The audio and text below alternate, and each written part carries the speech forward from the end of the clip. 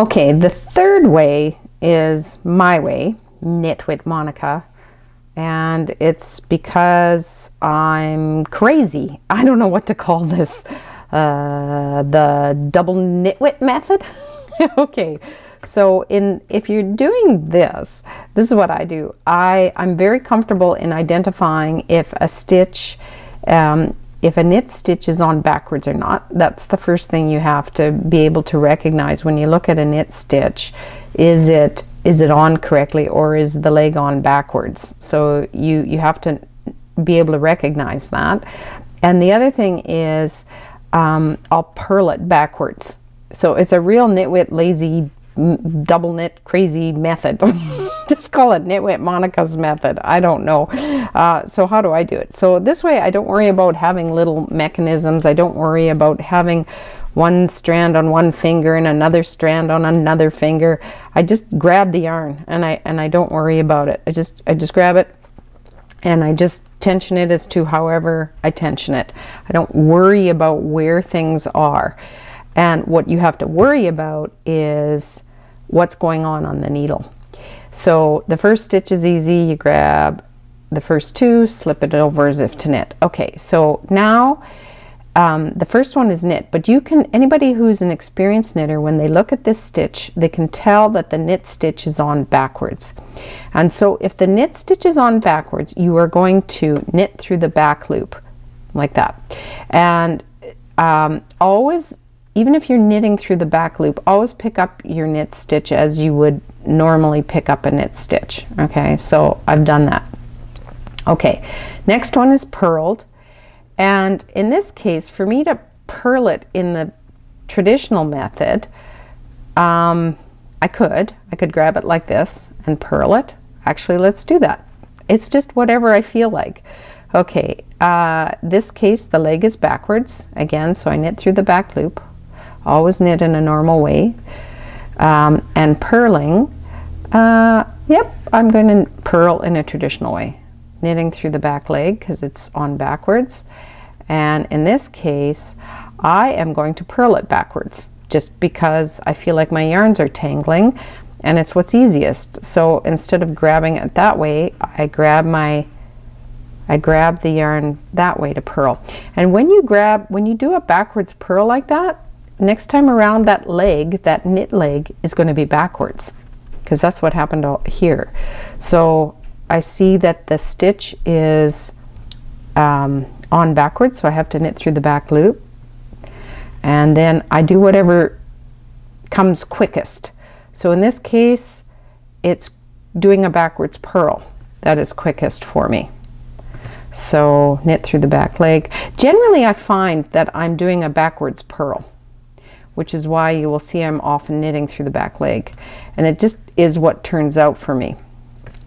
And I do a backwards purl, knit through the back leg, do a backwards purl, knit through the back leg, do a backwards purl. But sometimes, just because of maybe the yarn is starting to tangle, and I can actually detangle the yarn by purling it properly. So there's a proper purl. Now that leg is going to be normal on the other side. You won't have to knit through the back leg like I am here. So what am I doing? See, that one I purled normally because it just was quick and easy to grab. It's whatever's quick and easy to grab. See, again, this is naturally landing to a regular purl. This one I have to knit through the back leg. This one I want to knit a purl backwards because that's just what's easy and is not going to tangle the yarns. This one, yep, I want to purl it backwards. It doesn't matter whether you're purling it backwards or purling it regular, but your knit stitch, if you're knitting whether a regular knit or through the back loop, make sure you always grab the string from the right direction like this. So, okay, so I'll go down to the end just so you can watch this. So I'm knitting, and this time I'm backwards purling. See, this is a normal knit. This one isn't on backwards, so I would knit that as normal. And this one, I feel like grabbing it backwards because it's not tangling my yarn. And then I do a regular purl for your end stitch. I'm going to turn that over so you can watch me go back one more time. So end stitch, slip, oops, slip as if to knit. Okay, you can see that stitch is backwards, so I'm going to knit through the back leg. And then I'm going to, this feels like a regular purl. This stitch is backwards.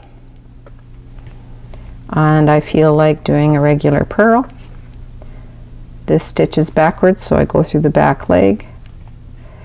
And I'm going to do a regular purl, knit through the back leg. And the yarn's starting to get tangled here, so I'm going to do a backwards purl to untangle it.